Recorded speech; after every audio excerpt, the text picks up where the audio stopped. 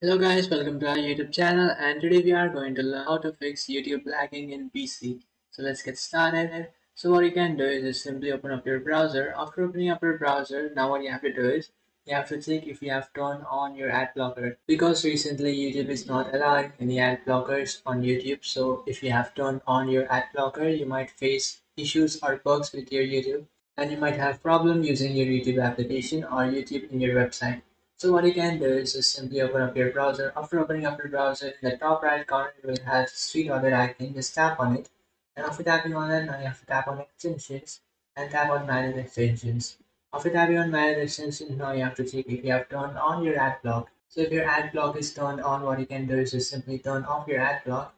And after turning off your ad block, you should fix that problem. So the only problem that everybody is facing right now is by turning on this ad block. So by turning off your ad block, you will fix this problem. So just make sure that you have turned off your ad block and then try to use your YouTube application, and this will fix the problem. So that's it guys, this is how to fix YouTube lagging in PC. If you find this video helpful, don't forget to like and subscribe to our channel. If you have any doubts, feel free to comment below. Thanks for watching.